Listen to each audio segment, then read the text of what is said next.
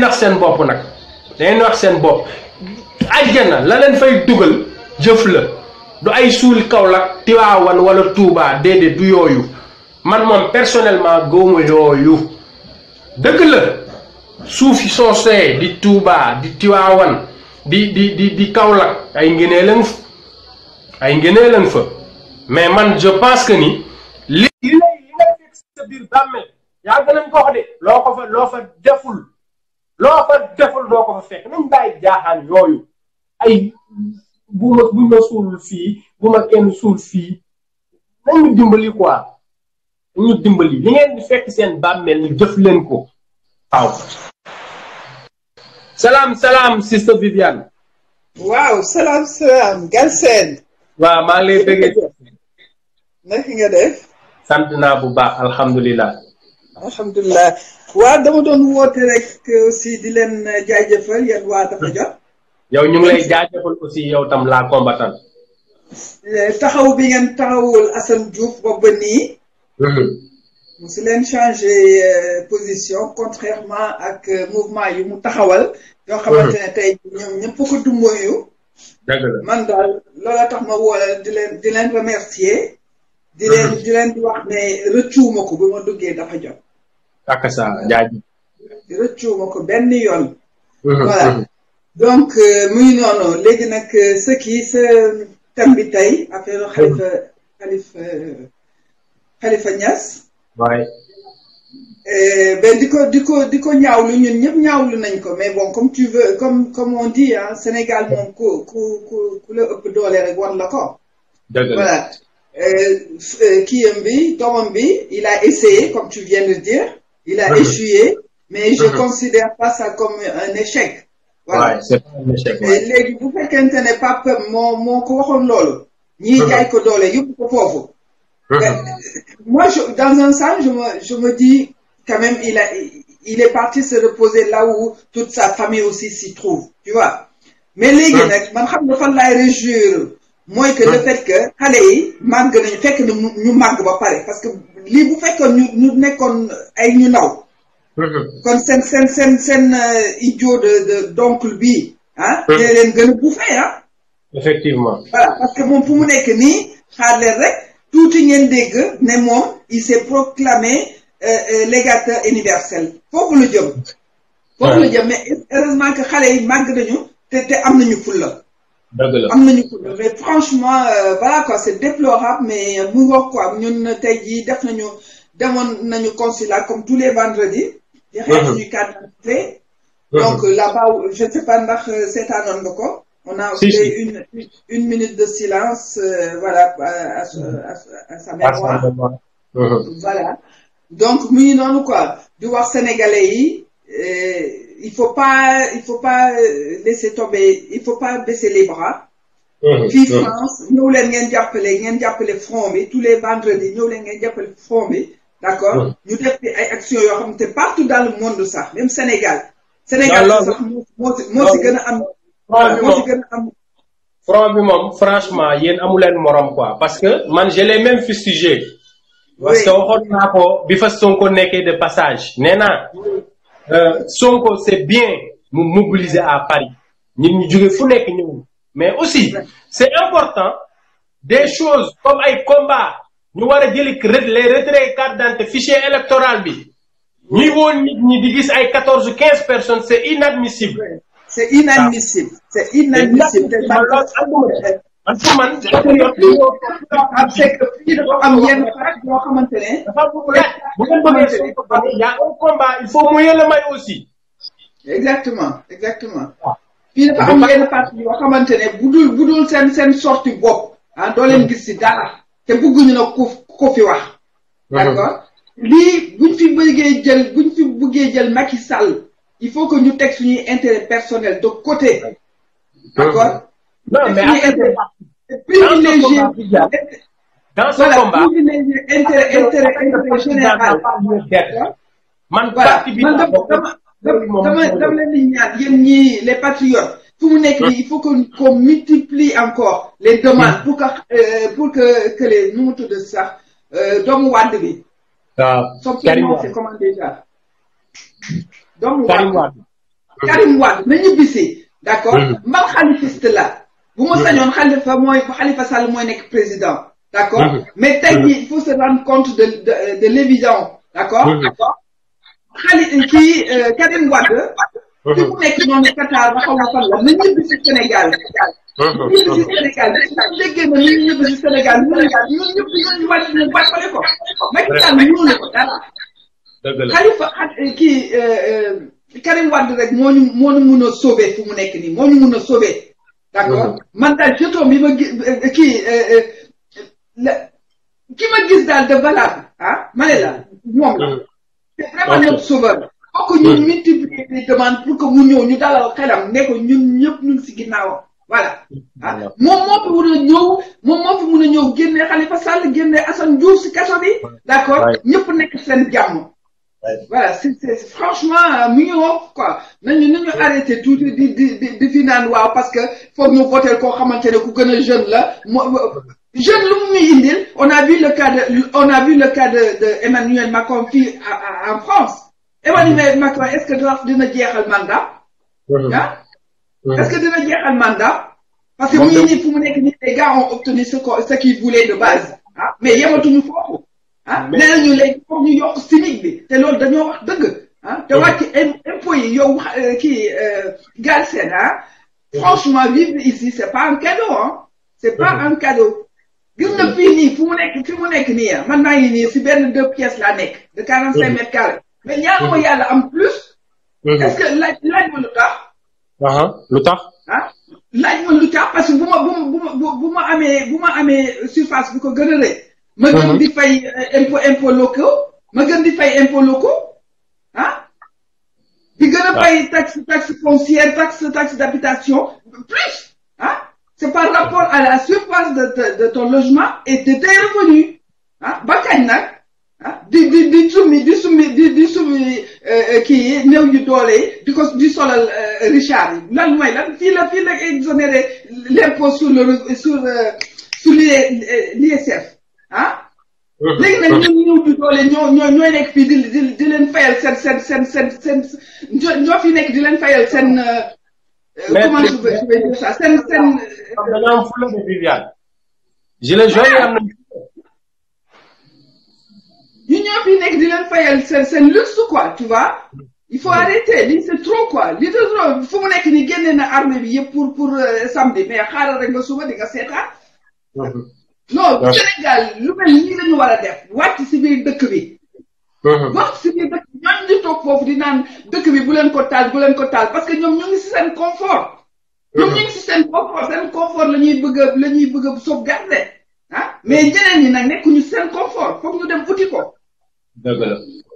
non c'est bon quoi Macky Sall daal man franchement Macky Sall yow maa ngi lay dégg ngay naan Macky Sall bu fi nekkatee président di nga taal sa carte d'identité mais man ma ne la Macky Sall non seulement dinaa taal sama carte d'identité sama passeport ba pare sax damay changer diine parce que dinaa ne voilà musulman amatul quoi lii mooy nag Sénégal kenn du wax dëgg balaa ñu lay may dëgg rek nga dee Khalifa Ahmed Niass mu ngi nii tey jii ñëpp ñu ngi koy waxal lu baax mais voilà bu ñu génnoon depuis boobu taxawal ko boobu ba nii xëy na sax naqar moo ko rey aussi lépp luñ ko teg noonu boo demee lu si bëri voilà ay millions plus de 500 millions d'impôts loolu lañ ko doon laaj voilà pendant ce temps-là ay xaritam ñoom duñu fay impôt Youssou Ndour ngi nii moom bis bu fi Macky Sall wàcc maa la ko wax lépp lu mu fi taxawal boobu ba nii da koy perte parce que impôt yu muy amal Sénégal bis bu ñu ko daanee loolu impôt Youssou Ndour ay impôt bu ko fayee bu beneen pouvoir ñëwee ku mënta falu rien que impôt Youssou Ndour rek mën na defar Médina waaw comme ni ma def on prend ces impôts et puis on assainit la commune de Médina waaw ay hôpitaux yu bees école yu bees voilà tali yeeg yëpp defar ñëppay fay impôt. Sénégal daal 2 poids 2 mesures dafa doy quoi dafa doy franchement lii c'est non mais Macky Sall kenn mënul wax ay affaire am moom jeex kenn mënul wax moo tax ma ne. allo. allo Viviane. di ko jaajëfal di ko jaajëfal. di ko xamal ne rek di leen xamal que ni actuellement xam nga mbooloo daal mooy doole xam nga nañu jàppante ñun. parce que combat bi ñuy mëne nii bu kenn jéem a démarqué wu bu kenn jéem a démarqué wu ak peloton bi. Macky Sall dafa dajale Tanor Niass Abdoulaye Baldé récemment ay gaajo ñi gëmul dara ñépp la dajale bu leen fàtte loolu coalition la Macky Sall def te bu leen ko xeeb tey jii nii Baldé dëgg la Baldé bu fekkonte ni 4% la tey jii nii 2% yi dem nañu nee nañ ko topp ñu la ànduñu ak yow kon jàpp nañ ni 2% yokku na ci par exemple électorat wu Macky Sall 2% boobu noonu c'est quelque chose c'est pas négligeable liggéey bi dafa laaj ñu booloo candidature unique moom kooku moom dégg naa xaw ma kan moo ko proposé mais musiba gënu koo graaw élection présidentielle yi jamais il faut au moins 4 coalitions face à Macky Sall muy 5 yooyu mu wax noonu xoolal amul maa ngi dem te ñëw waaw Macky Sall li koy arrangé fu mu ne nii mooy ay candidature fictive du moins mooy classe Hadjibou Soumaré moom duma ko bàyyi Hadjibou Soumaré pion Macky Sall la waaw pion Macky Sall la buñ fi nekk sax mënul am parrainage Hadjibou Soumaré taxawaalu na bay bëgg a dee bëgg a ñëw ne day kii suñu réew xam nga te bëri na ay candidature yoo xamante ne Macky Sall moo ko créé. Excuse-moi Galsen. waaw dafa coupé woon ah. waaw dafa coupé woon parce que Cheikh Sall moo ma doon woo. dafa bëgg pour ñu jël ko mu intervenir. d'accord waaw nekkul mu envoyé demande sur écran bi. d'accord ok. voilà bu ko defee merci alors. bonne soirée à tout le monde. Merci. ok ñu ngi xaar Cheikh Sall le coordinateur du front. na dugal Cheikh Sall mën na dugal invitation ci écran bi bu ko defee parce que moom aussi war nañ ko déglu parce que c'est un combattant xam nga très combatif franchement ay jàmbaar bàyyi seen lépp ngir le Sénégal loolu moom amul maa ngi Moussa Ndiaye mon frère maa ngi lay siyaar bu wér bro maa ngi lay siyaar di la béggee Farine on Sall kon comme ni ma leen ko waxee rek Macky Sall tey li ko arrangé mooy opposition bi yëpp dajaloo ne par exemple jiital nañ ma Samba loolu mooy danger bi fii dañu war a fractionner erreur bi ñu defoon li ñu bañoon comment on appelle xaaral ma xool ndax Cheikh dinaa la mën a dugal fii waaw Cheikh maa ngi lay invité ci caméra bi.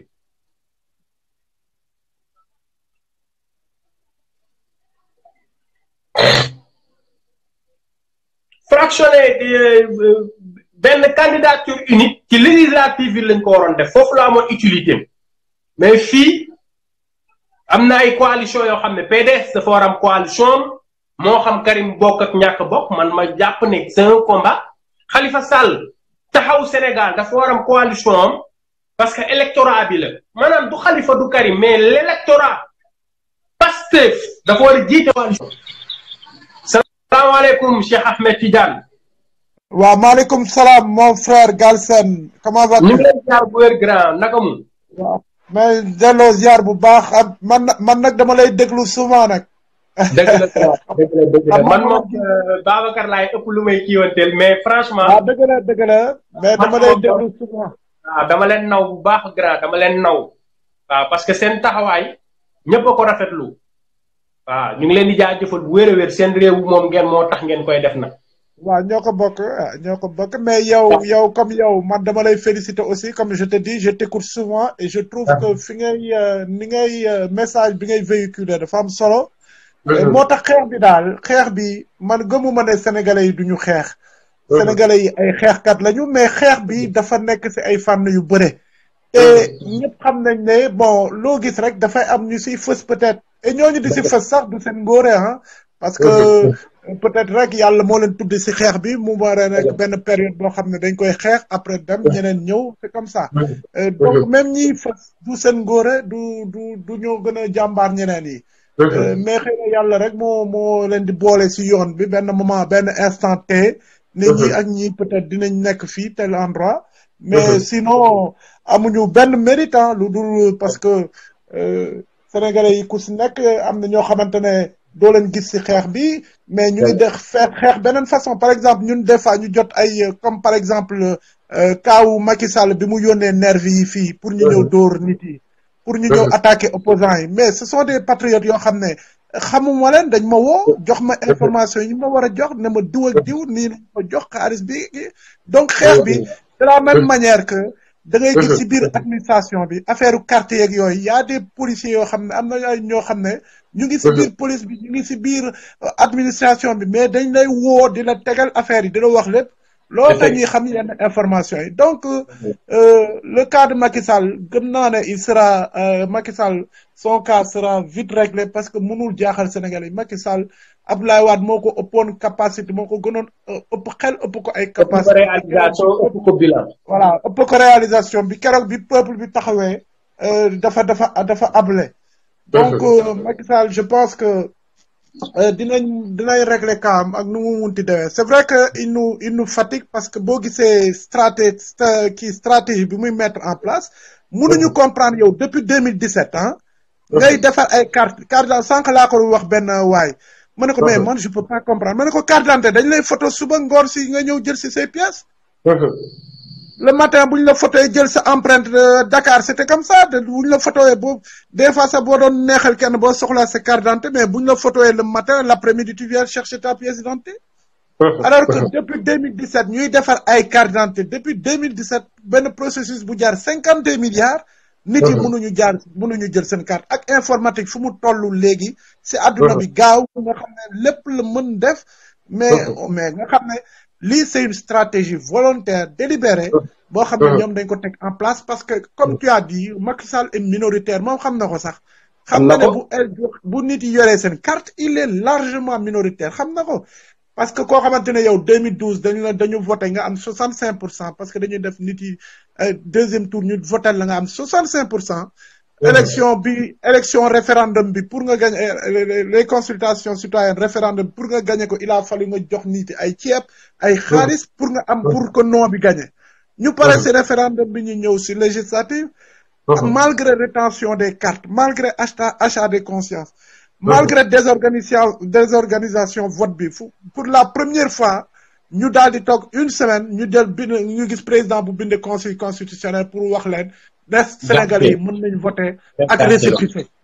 mais dëkk boo xam ne ñu ngi voter depuis des décennies et des décennies muy jaar yoon dellu si ak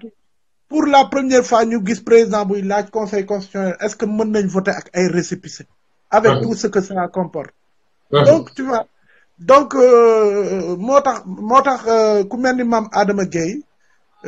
ñuy rafetlu taxawaayam et c'est quelqu'un boo xam ne dañ ko war a parce que Babacar mi ngi koy wax sànq bi ñuy manifester autant Macky Sall Macky Sall mënul jaaxal kenn ëppul xel Sénégalais yi xeex bu nekkee président tey c'est grâce à toi grâce à moi grâce à keneen Sénégalais ñoo xeex teg ko fi mais du ngóoreem du méritam du méritam d'accord il était candidat créé na partem mais bu Sénégalais yi xeexul woon bu jox réew parce que dañ koy yaakaar Macky Sall ci premier tour yi 26% la amoon donc 65% boobu li ci teg lépp ils ont sanctionné Wade plutôt que plébisciter Macky Sall man loolu laa gën a gis kenn Wade lañ bëggoon mu dem moo tax ñu jël fi Macky Sall ne yaa fi sës mais c'est pas benn engouement bu nit ñi taxawoon am yaakaar ji Macky Sall yaakaar boo xamante ni mooy loolu voilà donc manipulation amoon na te mu ngi noonu quoi mais actuellement xeex bi fan la toll bu baax fa fii ci au niveau de Paris maanaam niveau carte électorale ak carte d'identité yi. waaw mais xam nga xeex bi man li ma gëm mooy. Sénégalais yi dañu nekk di nelaw en fait nekk dans un coma profond. dëgg la yàlla peut-être ñu yeewu fi nekk 24 février ñu yeewu parce que man li ma gëm mooy li may wax benn wax laay wax mooy ne que premier tour élection présidentielle si mbedd mi la war a nekk parce que Macky Sall yàpp nañu yàpp boo xam ne il faut ñu wan ko suñu doole wan ko ne yow nañ ñu yabee du yoon il faut que ñu wàcc si tali bi. absolument manifestation yu saf parce que boo seetee Galsen élection amul fii Paris te du am Sénégal en fait Paris Sénégal en miniature la li ñuy def Paris Sénégal en miniature Paris c'est le Sénégal en miniature maanaam processus électoral bi ni ñu koy jalgatee Paris moom science ko ampleur bu mel noonu lañ koy def Sénégal pour rappel bi ñuy def élection législative yi fii Paris y avait 19 000 personnes yoo xamante ne jotuñu seen carte maanaam mooy bi Macky Sall waxee ndax ñooñu comme Sénégal y avait 2 700 000 au Sénégal Paris 19 000 mooy li ma lay wax rek Sénégal en miniature bi Macky Sall ne ñi jotul seen carte mën nañ voter ak récépissé bi donc ñun dañu concerté wu 2 jours avant opposition bi yëpp ñu toog ñu concerté wu mu am ñu d'accord ñu ne dañuy saboter vote bi on casse tout comme ni waa Touba def il y avait des gens qui voulaient le faire hein 2 jours avant on s'est réunis mais on s'est dit les gars on est des responsables quand même nit yi dañu ñëw voter mënuñ jóge fu nekk pour voter ñu xool les tenants xool les aboutissants ñu ne bon il vaut mieux peut-être encadrer nit yi ak récépissé yi ñu voter que ñu saboter vote bi ñun comme acteur politique mais bi ñu ñëwee mag alors que en fait on a ñun foofu tamit dañu nelaw parce que li waroon def mooy dañu waroon saboter vote bi comme Macky Sall parce que Macky Sall moom mooy saboter vote bi en amont Macky Sall dafa saboter vote bi législative bi en amont ñun lu ñu waroon def rek mooy jàppale ko ci sabotage bi parce que nit buy saboter da nga ko ci jàppale en tant que chef d'État ngay saboter dañ la war a jàppale ci sabotage bi moo tax dañ ko war a jàppale parce que boobu temps 19 000 personnes yooyu amul carte jotuñu seen carte am na si ñoo xam ne parce que à cette période là boo jotul sa carte mënoo xam sa numéro bureau de vote donc les gens venaient en Montreuil dañu doon dem d'abord rang si benn espace bu ñu defoon benn stand pour xam fan la ñuy voter seen bureau de vote parce que y avait plus de 52 bureaux de vote si salle bi tu te rends compte mais imaginez nit buy rang pendant 3 heures 4 heures de temps pour rek xam fan la war a voter après boo rangee 3 heures 4 heures de temps nga war a dem rangaat 2 heures wala xamoo lan pour voter mais loolu kan ban vote mooy passé wu noonu donc sabotage foofu donc 19 000 personnes yooyu jotuñu woon seen carte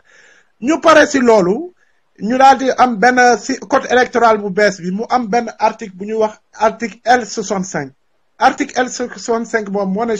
dans chaque commission administrative dafa war a am lu ñuy tuddee benn comité électoral comité électoral boobu représentant Sénat bi ñoo ci war a nekk représentation administration bi mais représentant parti politique yi aussi dañ si war a nekk mais depuis janvier ñoom pour éviter xam lan moo njuuj njaaj yi nekk si carte yi ak ñaata nit ñoo jot seen carte 19 000 cartes yooyu naka la mujjee dañu interdit dañu teguñu comité électoral bi en place donc de facto les représentants des partis politiques yi mënuñu xam ñaata carte la d'ici 19 000 cartes yooyu ñaata carte lañu si joxe ñaata carte des mais loolu dafa mel ni dëggal braquage bi ma waxoon kenn Macky dafa bëgg def braquage mais c'est pire que braquage parce que gis nga article L65 boobu aussi daf lay permettre aussi comité électoral bi daf lay permettre aussi parce que code électoral bi dafa wax ci article L65 bi cartographie électorale bi dañ ko war a discuter ak représentant Sénat bi ak représentant administration ak représentant parti politique ñoom dem cartographie électorale boobu tey jii ni au niveau de la France dañ ko changer dañu dugal ay bureau de vote yu bees maanaam boo gisee ñuy wax ci Macky Sall nekkul sax di xalaat organiser élection li muy def ni di élection léegi cartographie électorale boobu bi nga xam ne ci article L65 bi le fait que ñu exclure parti représentant parti politique xamuñu dara li ñuy bi ñuy defee seen bureau de vote yu bees yi actuellement nii dañu rééditer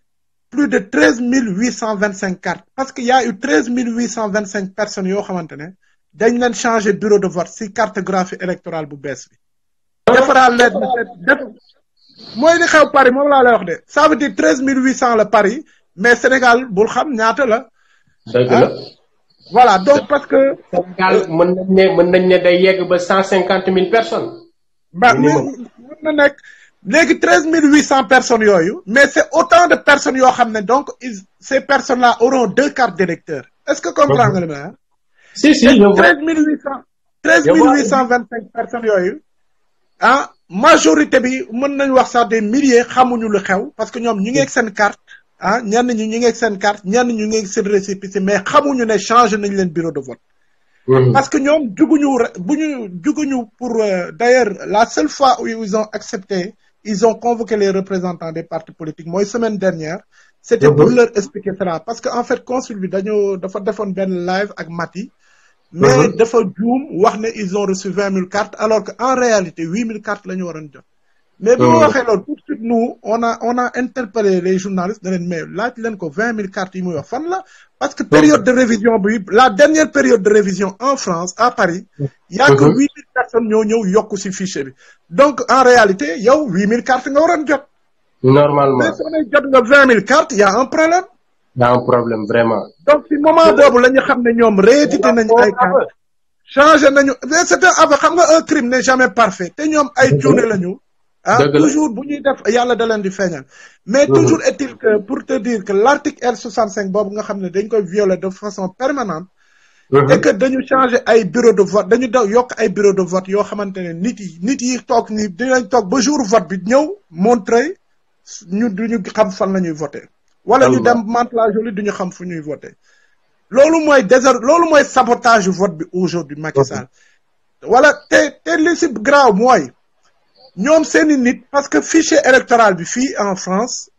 je pense si je m'abuse on est presque aux alentours de 60 000 mais 60 000 personnes yooyu am nañu seen adresse postale am nañ seen numéro de téléphone. mais c'est-à-dire que ñoom dañu def benn ciblage. boo xamante ne si seen militants yi mooy par exemple sànq am na benn waay bu ñëw si manifestation mais d'ailleurs c'est dommage dafa daw quoi parce que bon sénégalais yi tamit mooy loolu am na si ñoo xamante ne ñemewuñu li ñuy wax ci suuf duñ ko wax ci kaw. waa ji démb dafa ñëw pour jël ci kartam. dafa ñëw pour jël ci kartam mais bi mu toogee ñu ne ko parce que y a beaucoup de gens yoo xam ne bu ñu ñëwee jël ci seen carte. ñun saa bu ñu demee consulat le vendredi di nga gis au moins une dizaine de personnes boo xamante ne. dañuy génn moment bi ñuy ñëw parce que duñ fa nekk toute la journée moment bi ñuy wàcc ñëw. di nga gis un minimum 10 personnes yoo xamante ne dañuy génn saaga kaas jooy duñ leen jox seen carte. et ñoo xam ne depuis avril ah ay ñii depuis avril. depuis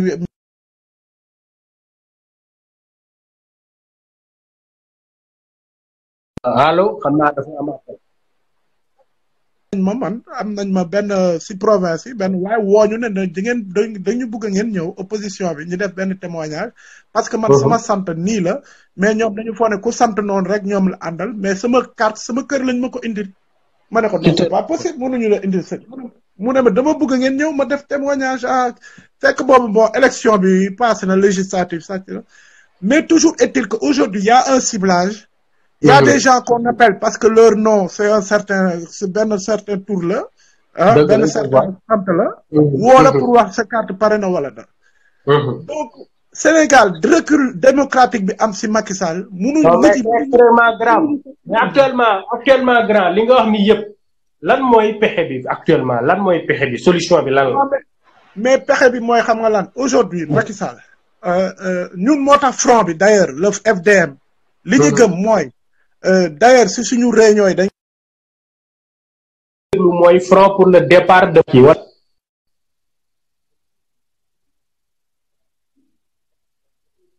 allo. oh dafa mel ni Cheikh génn na xaaral ñu xool ba xam.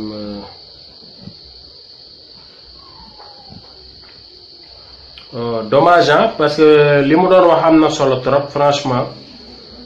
bu fekkente ni Cheikh mu ngi fii mën nañ ko dugal parce que affaire élection yi pare daf ñoom dañ ko maîtriser dañ ko xam waaw ñun xamuñ ci lu bari affaire de fichier électoral nombre beeg yépp xamuñ ci lu bari mais ñële moom dañ cee xam lépp presque benn Babacar Sall Cheikh Tidiane mi waaw ñoom dañ ci am expertise bu fort. ba tax na di leen déglu ñu ñuy xamal parce que li ñuy wax nii c'est extrêmement grave mooy braquage bi ma doon wax rek Macky fu mu ne nii day teg ay pion maanaam wàññi bu baax ñi nga xam ne ils sont contre lui yokk def double nuñ koy xatee ay double carte d'identité pour ñi nga xam ne dañ ko war a voter parce que am na ñoo xam ne tey am nañ carte d'identité bu mën a voter Mantes-la-Jolie am carte d'identité bu mën a voter Paris da ngay voter Mantes-la-Jolie dem voter Paris wala nga voter Paris dem voter Mantes-la-Jolie loolu la Macky Sall nekk di def en même temps ñi ñu téye seen carte d'identité yépp je vais voir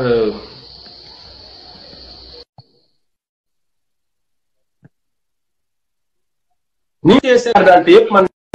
ma jàpp ne mooy waaw Cheikh dafa mel dafa jàpp ne da nga am dafa coupé dëgg la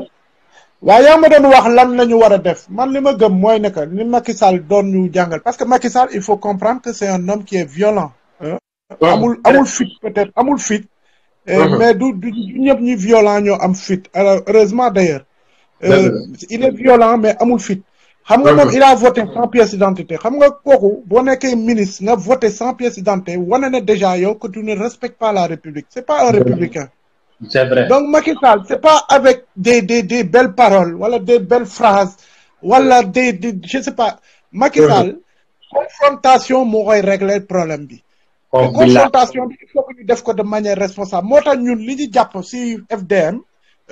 Des fois bu ñuy discuter malgré que y a des partis yoo xam ne comme les khalifistes ñi wala ñu ànd ak Karim ñoom dañu ne ñoom seen xeexu Karim pour Karim nekk candidat dañ koy xeex dinañ ko xeexal seen bopp ku leen si fekk si sax ku leen si fekk si ñun nangu na mais ku leen si fekk si dinañ ko xeex mais ñun li ñu leen di wax souvent mooy ne que ñun au niveau du FDM dañu gëm ne xeexu Khalifa Sall ak xeexu Karim ñun dañ ko war a jël en charge parce que ça fait partie du processus électoral lu tax parce que Karim Wade dafa dem bindu ci benn commission administrative comme yow ni nga demee bindu lu tax yow ñu nangul la nga dem bindu ñu jox la sa récépissé après ñu jox la sa carte wala ñu lay dawloo ñu nangu Sénégalais war a nangu Karim Wade dem bindu en tant que Sénégalais sur benn commission ñu jox ko récépissé après ñu dindi ko ci fichier loolu maanaam am na xeex yoo xamante ne c'est pas parce que Galsen la wala Karim la wala diw wala Mapaté mais dafa war a nekk xeex yoo xam ne de façon immuable dafa war a nekk des combats républicains loolu bu ñu ko def rek ça veut dire que ñu ngi commencé naafeq mooy naafeq bi ñuy dénoncer ci ñenn ñi ça veut dire que ñu ngi commencé nekk dafa am xeex yoo xam ne xeexu républicain la xeexu démocratie la donc aujourd'hui y a quelqu'un comme Karim Wade xaw ma fu mu nekk ci àdduna bi xaw ma lu muy liggéey mais moom munoo Abdoulaye Wade munul nekk sa pap nga ñàkk fit xaw ma fu mu nekk ci àdduna bi moom Macky Sall ragal na ko ragal boo xamante ne bëggul mu bokk ci élection yi donc moom déjà mu ñëw Sénégal rek mën na déstabiliser Macky Sall dinañ ko jàpp ak duñ ko jàpp loolu sama yoon nekku ci mais moom dafa amee loolu Sénégalais yi parce que aujourd'hui képp koo xamante ne mën na affaiblir Macky Sall ci xeex bi on te tend les mains moom war na mën ñëw gars yi accueillir ko lu ñu koy accueillir défendre ko lu ñu ko war a défendre fu mu yem neex parce que boobu day nekk benn épine ci Macky Sall parce que Macky Sall il faut multiplier les tensions. il faut loolu moo ko mën déstabiliser parce que lu tax loolu am aujourd'hui et surtout que Karim il a aujourd'hui le droit international avec lui. li comité des Nations Unies bi wax rendre comme jugement ne dañu war a revoir jugement CREI beeg yooyu donc c'est quelque chose boo xam ne qui joue en sa faveur bi ci des mooy Khalifa Sall aujourd'hui Macky Sall munul muus parce que comme je disais un crime n'est jamais parfait avec ce qu'on appelle le rabat d'arrêt même si ñu ngi parce que ñoom ils ont été pris de court ils se sont mélangés les pinceaux dañ ko ni ñu ko tërale woon dafa jaarul yoon parce que bëggoon nañ ko éliminer avant mais aujourd'hui comme affaire bi jaaragul Cour suprême Khalifa Sall a toutes les chances et Khalifa Sall sera candidat parce que le rabat d'arrêt ne peut pas être effectif avant 3 mois. yaa ngi dégg donc dans tous les cas Khalifa Sall xam nga fu ñu ko mën jaay doole rek mooy dégg naa nga cité benn candidat dégg kooku day pion Macky la y en a beaucoup man bon sama place en tant que coordinateur de front de l'opposition mënuma stigmatiser mais on a l'habitude fii xam nga amoon na ay temps ñu nekk ak Fada dem na ana ak Balde dem na mais même suñu biir déjà y a des ñun ci opposition bi am na yoo xam ne buñ koy def duñ ko wax ak ñëpp parce que xam nañ ne tey jii am na ñoo xam ne ñu ngi suñu biir mais ils vont rejoindre Macky Sall looloo tax xeex bi opposition bi metti aussi au niveau de Paris parce que looloo tax waaye na ñoo ne yoo xamante ni ñooñu sama genre bi moo leen mën di dénoncer man Agibou laa xam ni c'est certain que pion de Macky la waaw kooku moom bu ko kenn gëm buñ ku nekk sax di ko laam-laame naan du moom kooku moom c'est sûr et certain que c'est un pion de Macky waaw parce que waaw mais xam nga tey jii nii boo motul xam nga conseil constitutionnel bi les 5 sages là les 5 corrompus sax laay wax comme le corrompu de Doudou Ndir de la Sénat parce que Doudou Ndir tey mënoo comprendre yow article bi kii code électoral Sénat article L5 mu ne la article L5 lu mu wax ne Sénat moom moo war a organiser et superviser les élections am capacité de saisine nekk personnalité juridique mais est-ce que bi ñu commencé ba léegi ça veut dire que Sénat dafa am sax capacité de dessaisissement ça veut dire que tey di Sénat comme li xew 2017 bi mu xewee fii bi consul bi Paris bi sàccee carte yi di ko trier pour yóbbu ko par exemple Sénat amoon na possibilité am na droit mu daal di saisir justice ne kii waratul laal carte mais da nga gis Sénat def ko Doudou Ndir mosoo gis Sénat bi depuis Sénat bi nekk fi ba léegi mu jël benn décision wala mu def benn saisine au niveau de la justice ça veut dire que ñoom lépp li Macky Sall di def dañ koy accompagner sur forfaiture donc aujourd'hui opposition bi front yi mu xeex yi mu war a xeex dafa bëre parce que Sénat bi mënul organiser élection bi koo xamante ne c'est des corrompus ñoom ñëpp seen mandat jeex na d'ailleurs forfaiture yooyu xam nga lu tax ñu koy nangu ñoom ñëpp seen mandat jeex na te c'est les membres de la Sénat tous les 3 ans dañu war a renouveler ce Sénat bi de 2/3 mais mi ngi nii depuis référendum bi c'est les mêmes personnes et ce sont des personnes yoo xam ne seen mandat jeex na mais ñooñu la Macky Sall jëlaat jox leen ay avantages yoo xam ne ak ay prébendes ñu nar a organiser élection présidentielle Aly Ngouille Ndiaye mënul organiser élection bi moo tax ma ne ñun premier tour si d'ici 24 février 2019 rien ne se passe Macky Sall sera conforté pour au soir du 24 déclarer sa victoire léegi nag opposition bi tamit dafa bëri ñoo xam ne ni ñuy travail pour Macky Sall kooku moom c'est clair parce que seen manifestation yi ñuy wax nii mais sa wax na ko mais am na loo xamante ne il faut que ñu àgg fa parce que tamit révolution mënoo xeex di xalaat révolution boo demee marche ne da ngay war a ñibbi sa kër tranquille non am na foo xam ne d'ici peu il faut xeex bi àgg fa parce que foofu c'est pour le bien du Sénégal parce que sànq yaa ngi koy wax ci saykat gis nga Macky Sall su amee 2e mandat parce que moom c'est un président boo xam ne dafay jàng c'est un président boo xam ne du républicain ça veut dire que ñi ànd ak moom demain ils auront le droit de vie et de mort le droit de vie ou de mort sur nous ku mel ni yow wala meneen ça veut dire que nous serons tous en danger parce que dootul am république bananière lay am comme li nga wax ni Aliou Sall bi nga xam ne petit frère léegi nee na takk na ñetti jabar dina gis jabaru jàmbur mu jël ko doo ci mën dara vraiment parce que justice du am parce que dëkk bi amatul justice xam nañu justice mu tëj lu la fàttale ci kaso bi c'est ça mais loolu te parce que dinañ am doole boo xam ne 2019 bu ñu gagné ak pétrole bi ak revenu pétrole yi di ñëw ak revenu gaz bi ak système de corruption bi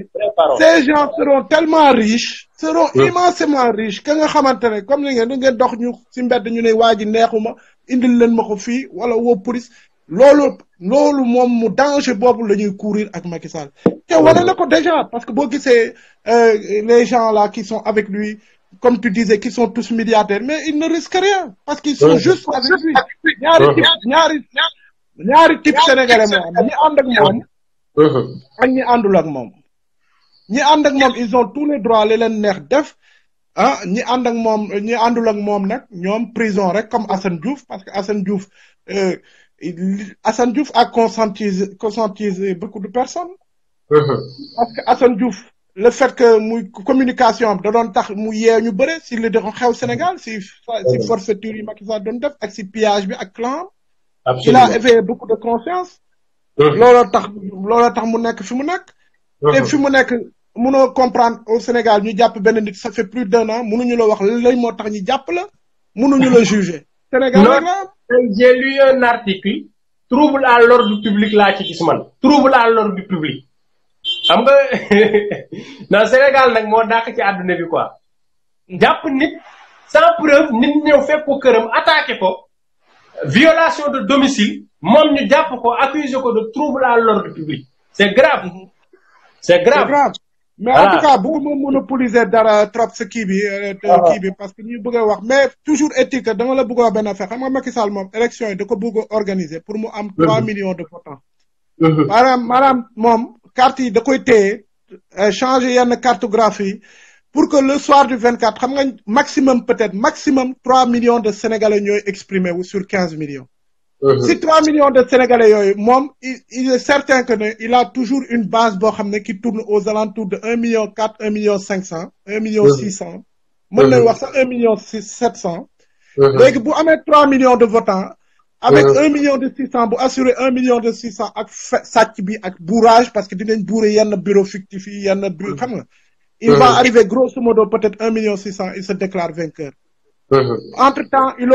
aura interdit à des millions de Sénégalais de voter. Moi, ñi nga xamné sen carte yi ci bind ay ne peut pas voter. Mais grand. Man dama mais wax ni japp ko bu baax de nga xamné au soir du 24 ñi di voter peut-être duñu ëpp 3 millions wala 3 millions 5 parce que loolu mooy stratégie bi en fait. Mais man dama né élection présidentielle plus participation bi yéeg suñu nekk ay 70% de participation c'est pas bon pour lui. Et puis li nga wax tank c'est tellement pertinent élection bi man ku melni man xam nga dama défendre législative ne benn liste mo wara am défendre ko ba génn sama parti yaa may dégg mu jaral ma parce que ma ne lii la mais élection présidentielle munoo ñëw nga teg nga ne benn nit nañ dem non loolu baaxul ci opposition bi dañu war a am ay pôles yu fort 4-5 pôles 4-5 pôles yu dëgër mais 4-5 pôles yu dëgër bu ñu ko amee rek ñu mën assurer pôle bu nekk kii assurer 8 kii assurer 10 kii assurer 15 kii si gën a mag si ñoom assurer 19 mais Macky Sall mënul jàll premier tour. Non, c'est impossible. C'est impossible. C'est impossible. En tout cas, je te remercie beaucoup de la féliciter. Est-ce que vous payez aussi nous impliquer les Nations Unies ci élection yi manam tay ji ni l'opposition dans son ensemble manam front bi ñu nar a créer tek ko fexé li xewoon Côte d'Ivoire par exemple xam nga tay ji ni Alassane Ouattara liko sauvé moy que ni élection yi xewoon Côte d'Ivoire en 2010 élection yi dañu Sénat mo koy organiser Conseil constitutionnel moy joxe résultat yi mais l'ONU mo koy certifier certification boobu moo sauvé woon Alassane Ouattara ba mu mën a mujjee nekk président de la République. Absolument. Parce que dafa defoon li ñuy wax braquage. waaw imposé ne moo gagné ak complicité conseil constitutionnel est-ce que loolu ñun mënuñ ci jàngat. fexe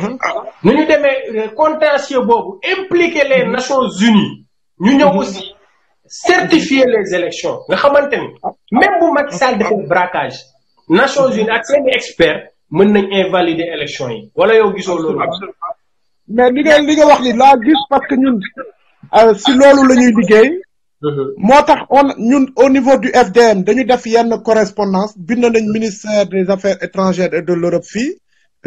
bind nañu kii bi nu ma doon préfecture de police ñu ngi suivre affaire yi di leen menacer aussi ne leen il est hors de question que législative yi ngeen fi gis fii bu ngeen gisee ñu bàyyi nit yi voter.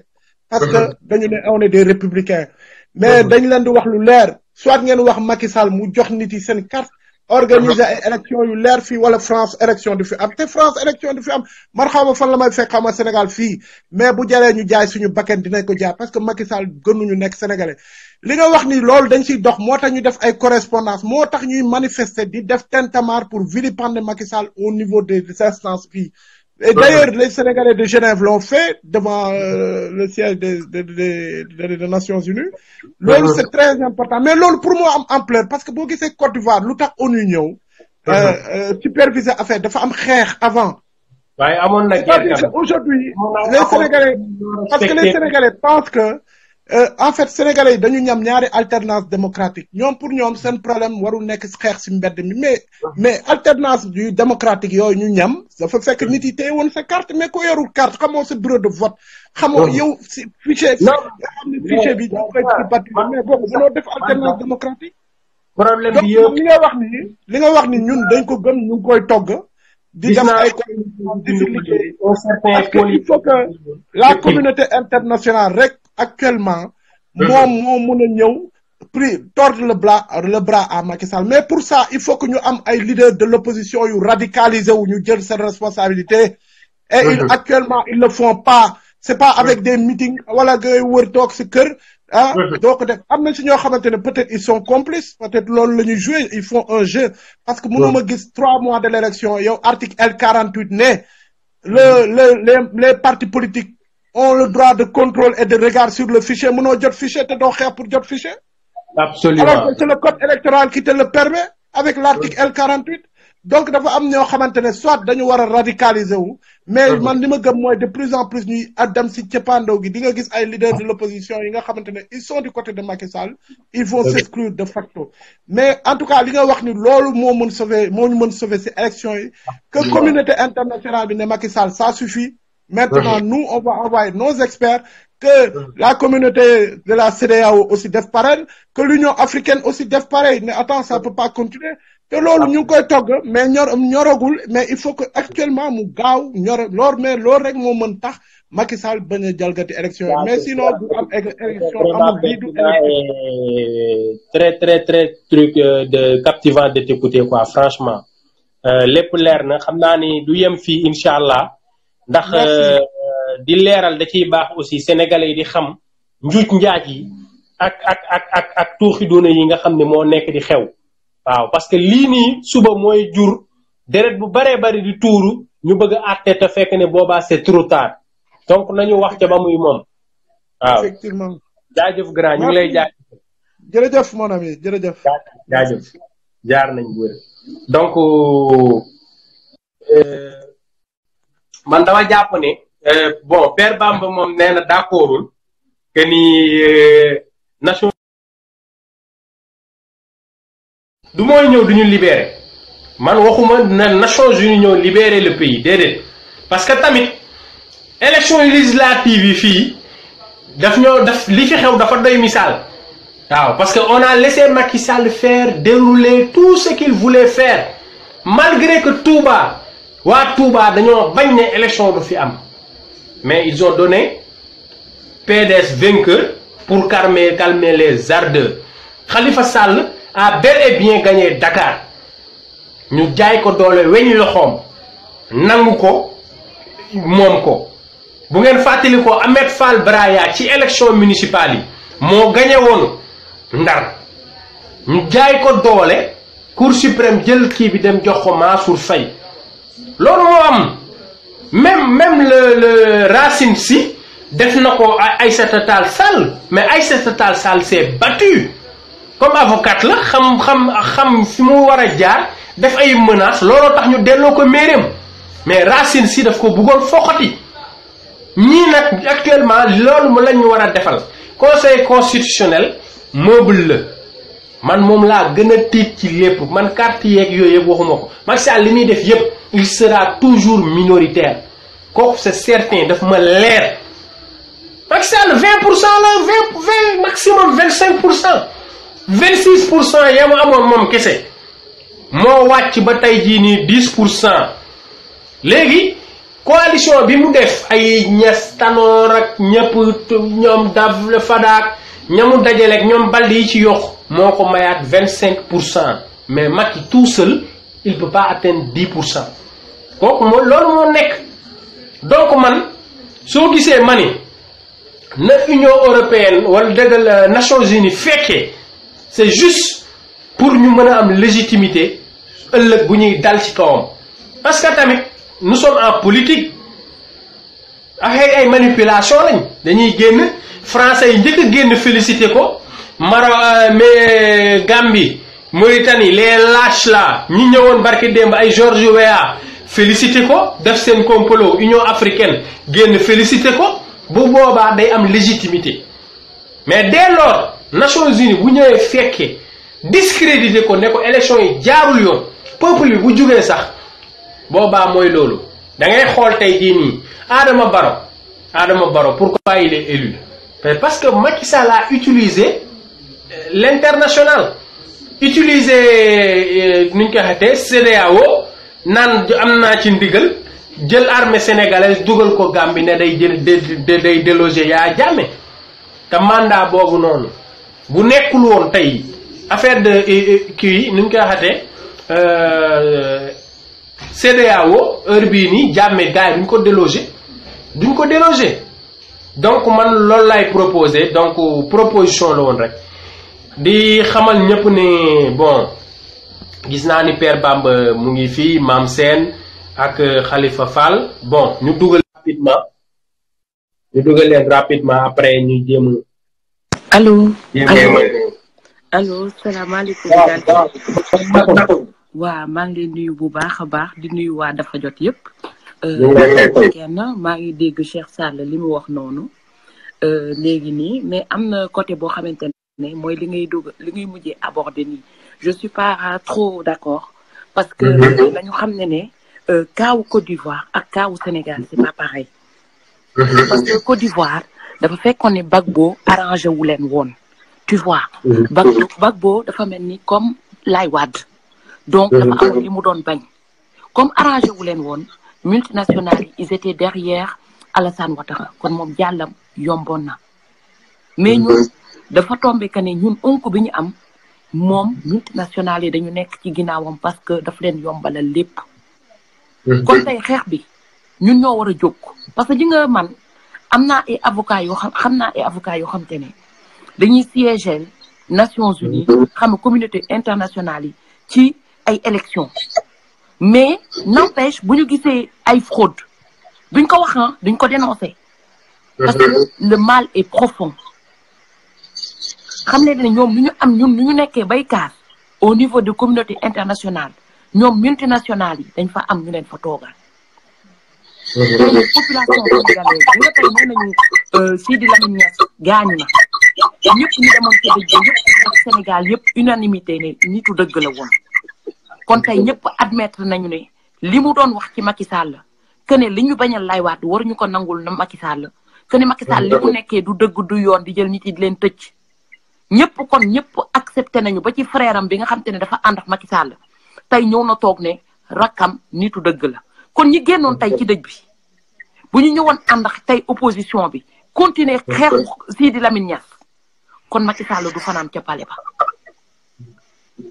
gat sa rek moo koy faj moo ñu génn ci tali boo xamante ne Macky Sall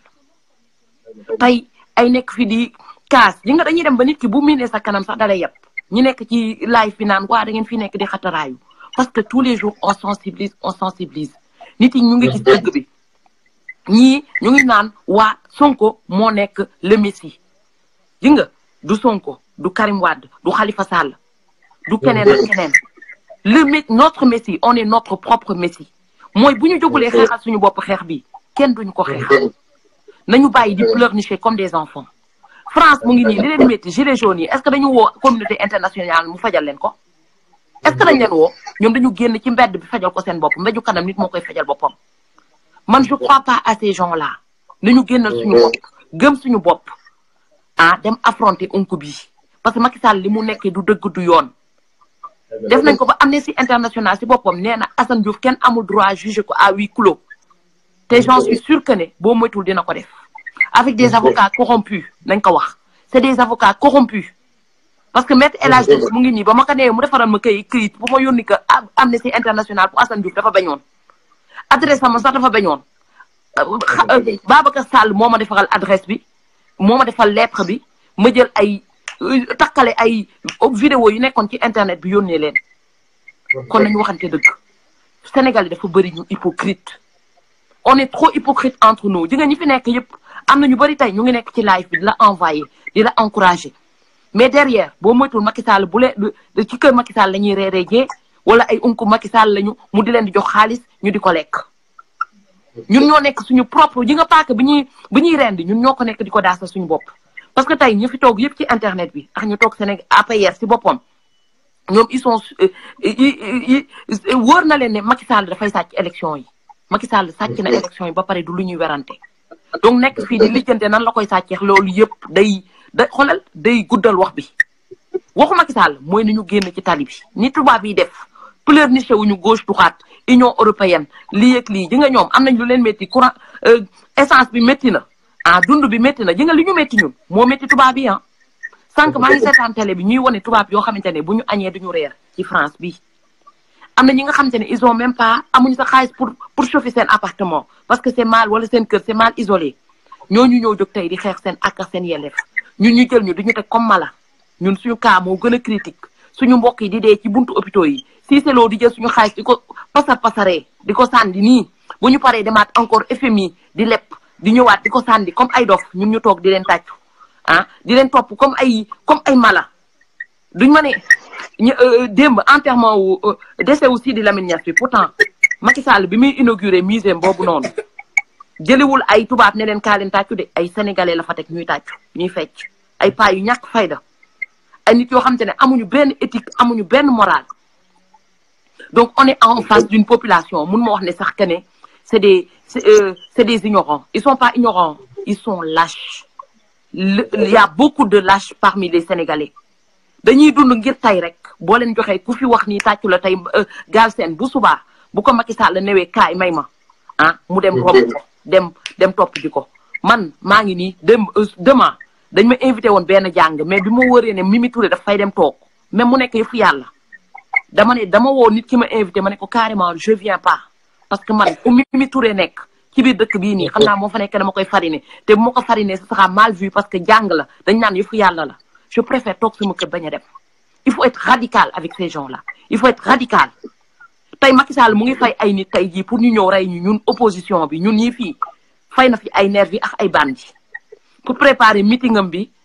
Mantes la Jolie donc fu ñuy génn tey jii notre vie est en danger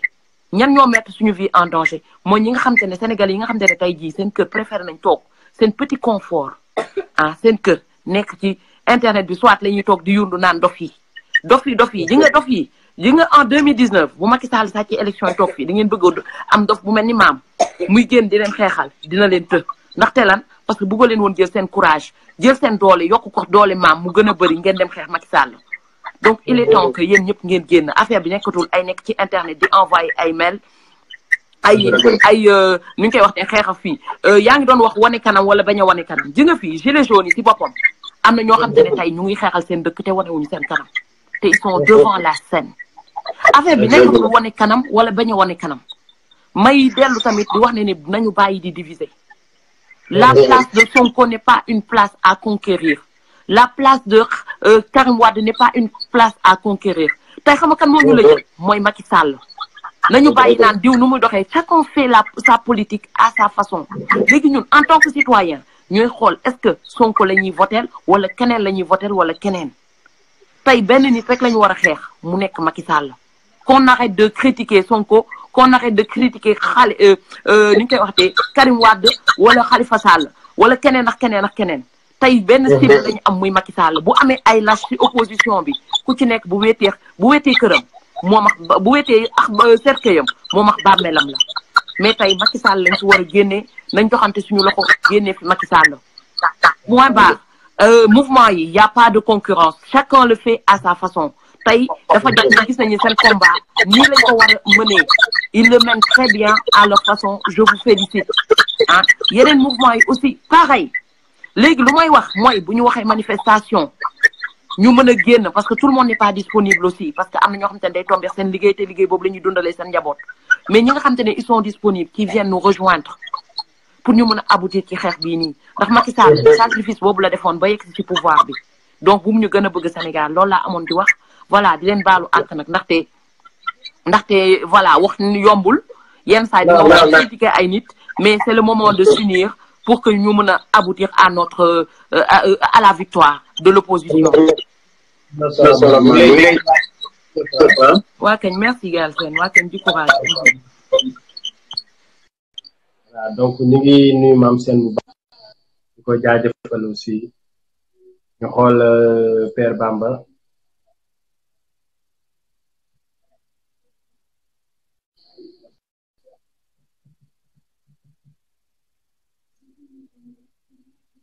en tout cas quel que soit Alpha jaaxatee xeex moom ñoo xeex suñu bopp loolu moom na leen ñëpp waaw Père Bamba ñu ngi lay ziar Gal na nga def yaa ngi si jàmm waaw maa ngi si jàmm Père di la bëggee maa ngi leen di nuyu yéen ñëpp mais j'espère que Cheikh Tidiane ak may déglu j'espère que Cheikh soriwul bon Je l'espère, je l'espère. Non, je pense à 80%. On se connaît. Je suis d'accord à 80% à Mamsen. Arrêtons d'être des couilles molles. On se connaît. Très bien. On se connaît.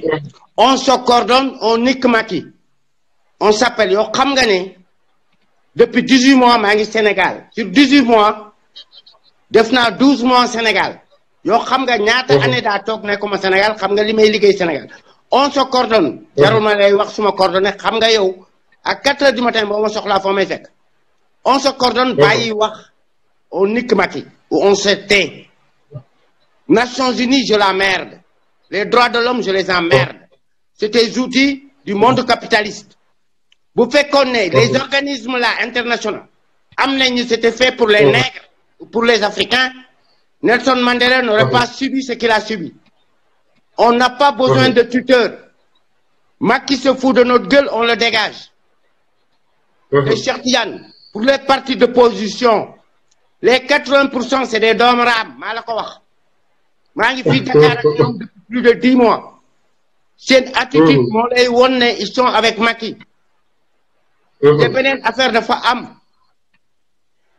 Pour quartier depuis. Pour comment il s'appelle, les parrainages depuis. Pour Dara depuis 6 ans et demi. Comment veux-tu, à 2 mois des élections, nous devons là. Ne parle plus d'eux. Ne parle plus d'eux. Qu'il me laisse Hassan Diouf dans le trou. Qu'il me laisse Khalifa dans le trou. On s'en occupe. Si vous n'avez que 2 mois et demi, si nous régler quoi c'est à nous de régler notre problème. On s'en fiche des organismes. L'OUA, l'ONU, patati patata, on les emmerde. Le problème, c'est un problème de Sénégalais. Suma rakanga khamga ma bu baax.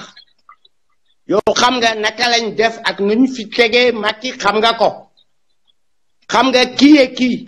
Tu connais très bien la famille.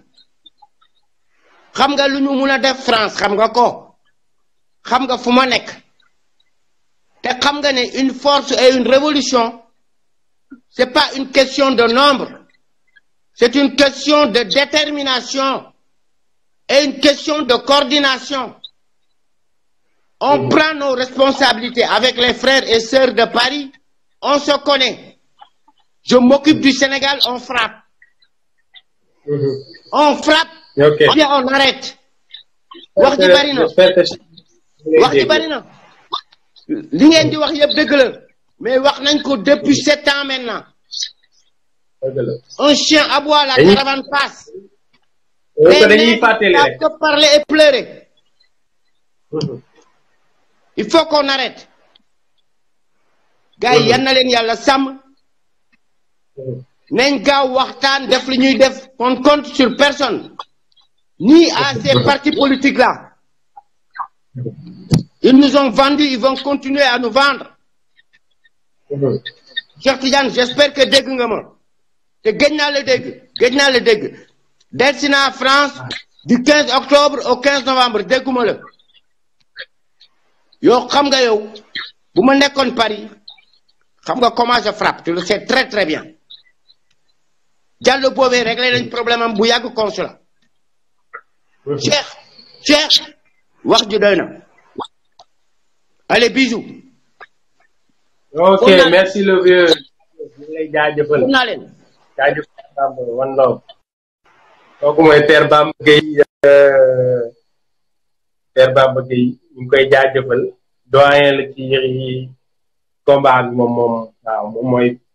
doyen bi moom. mooy père de la révolution. Père Bamba Gueye. ñu jugal Khalifa.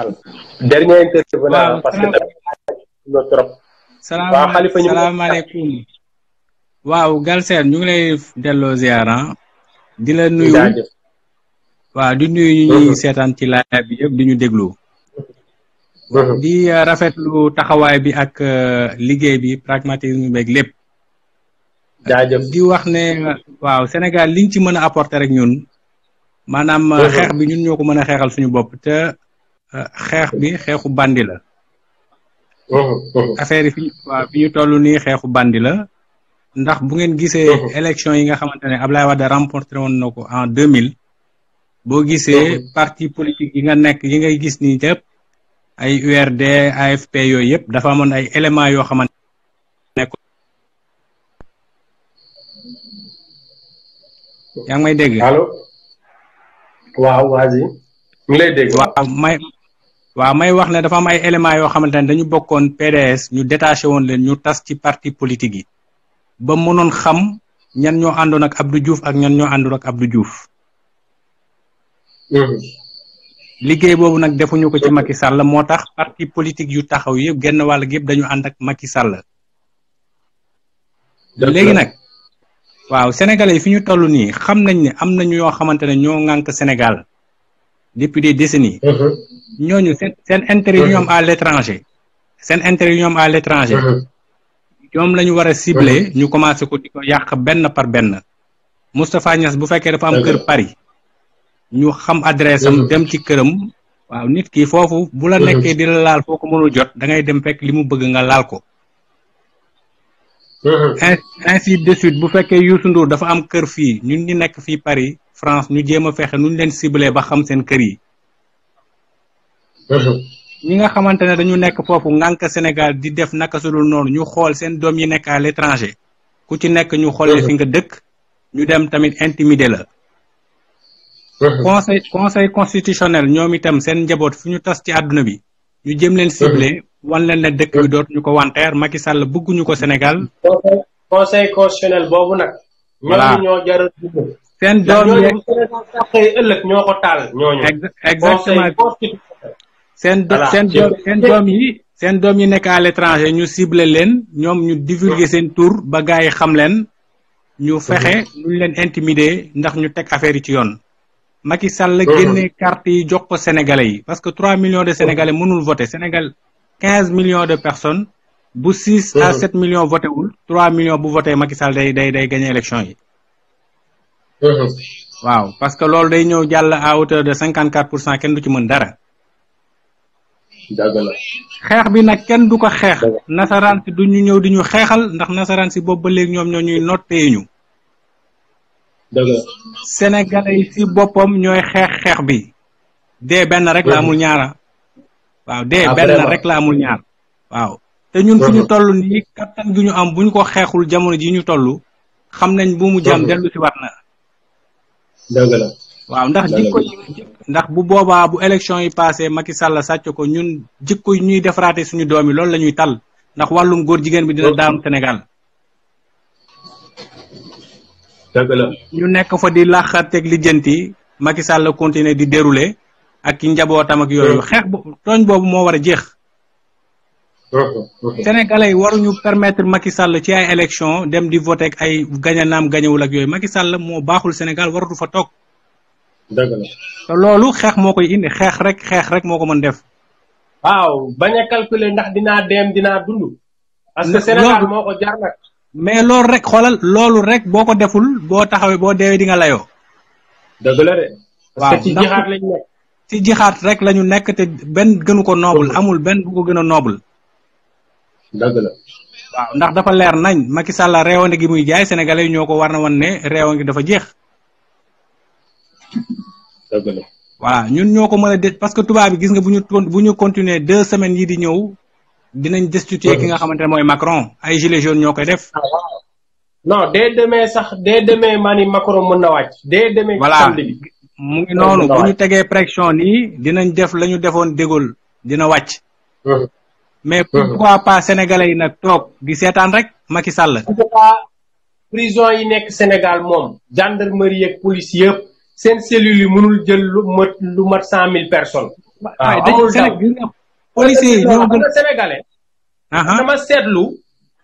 même mouvement d'humeur yi ñu fi yëpp parrainage bi. bu ñu dooree benn lacrymogène da ngay gis presque 100 personnes taxaw. 6 GMI. dëgg la 6 GMI rek daw. 100 personnes mais man. loolu laa naan mais daw pour def lan. nañ taxaw buñ jàppee oto bi fees ñu yóbbu. buñ ñëwaatee fekkaat fa yeneen ñu gën a déterminé. 6 GMI ils peuvent pas disperser 100 personnes yu déterminées. C'est ça le problème. 93 94 bi teel ne damm na génn pour génn. alors que combat bi laajul daw. dafa laaj 100 personnes yu taxaw. bu ñu doolee lacrymogène ñu seul mu ñëwaat taxaw. point. mais jeex ñoom ils ne pourront pas tenir 18 heures de temps mënuñu ko. non mais c'est amuñu boobu munition sax. amuñu munition boobu donc voilà mu ngi noonu amuñu munition boobu. voilà stratégie rek la. stratégie rek la amuñu munition boobu. voilà directeur mooy stratégie moom ñun dinañ ko liggéey. exactement dañ ko ci teg am na yoo xam ne mais man gis nga caterpillar yi. caterpillar yi nekk Rufisque Guédiawaye ak yëpp. bu ñu amee 10 caterpillar par exemple. jeex na mooy oto benn yi dragon. si gis nga yooyu. moo ëpp doole seen dragon yi fuuf. mais jeex na moom ngay ñëw rek. dragon mënul jëlee caterpillar ci yoon bi. dëgg la waaw balisé buñ ko balisé jeex na. yooyu noonu du ñu wax lépp nag. mais du ñu wax lépp. non li caterpillar à chenille bi nga xam ne amul pneu chenille la. chenille bi yooyu boo ñëwee na ko dëj ci kii bi boobu mën na nekk bouclier boo xam ne maara day taal. xam nga tamit yooyu yëpp mooy loolu daal mais duñu détaillé lépp. waaw non li ci nekk man li may yokk rek mooy nañu ciblé gaaw ñu gaaw ciblé li nga xamante ne mooy kër gi Youssou Ndour am fii ci kaaw bi fii Paris Moustapha Niass ñu ciblé ko dem siège foofu balaa élection yi xam nga ñu laal leen tuuti ñoom ñu xam ne seen biens yi fii ñu bàyyi ci xel. jaajëf ñu ngi lay jaajëfal Khalifa wax jàmm. waaw maa ngi lay ziar di ziar di bëggee gaay waaw. jaajëf kontaan nañ jaajëf yaa ngeen jëf. dafa xaw a guddi moo wax foog ma yema fi live bi mais am nay stratégie yoo xamante ni tey togg nañ ko ba mu ñor ay camion dragon camion